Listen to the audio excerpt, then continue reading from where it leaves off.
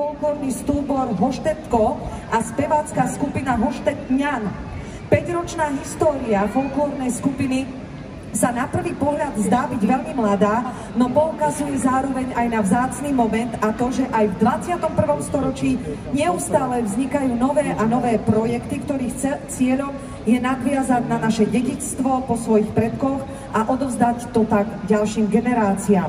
A práve takouto mladou krvou, dynamickou mladosťou sa vyznačuje aj folklórny stúbor Hoštetňan z Vysokej Primorave. Poďte k nám, to sú oni, vítajte, my vám tlieskame v Banskej Bystrici.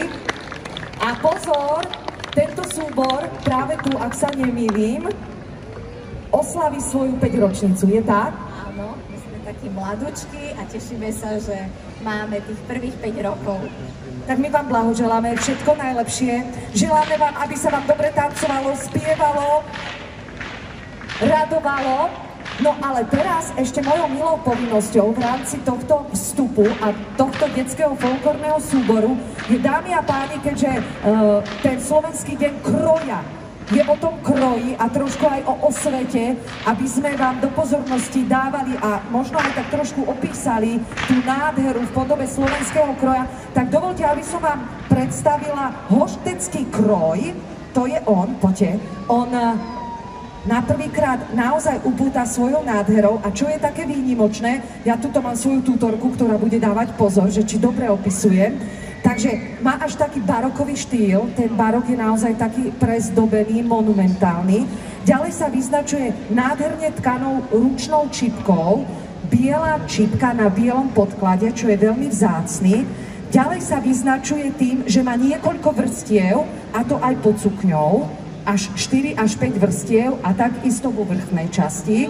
A pozor, ja mám na sebe kroj z tejto oblasti, je to môj vlastný, on ešte mu prislúcha taký kredel, taký biele, nemám ho hlavne kvôli počasiu. A vy nemáte kredel, ale máte čo? Ako sa volá tá časť kroja? Krézl, to je ozdoba celého kroja. A my ju môžeme vidieť? Áno, toto krézl okolo, toto je a rukavce sú vycpané, toto je krézl, niekoľko vrstiev, barokový štýl, jednoducho nádhera.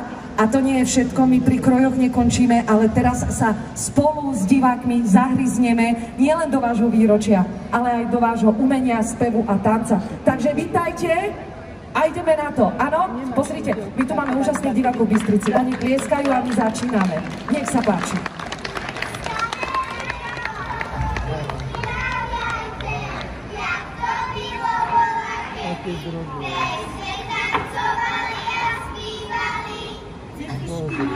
Ja už mám 80 rokov, ale tu sme spívali a bylo to nádherné. Tak rád si na to zaspomínam.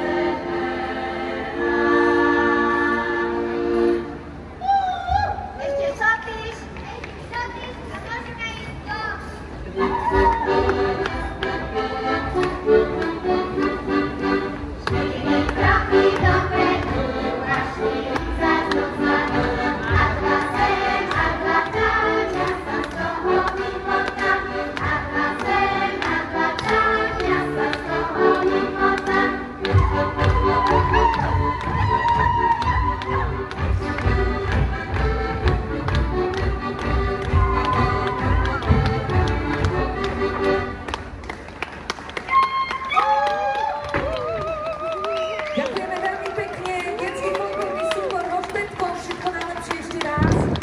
Krásne, tešíme sa. A sme radi, že oslavujete svoje 5. výročie práve v Banskej Bystrici. Ahojte všetky generácie, ďakujeme, zdravím, užite.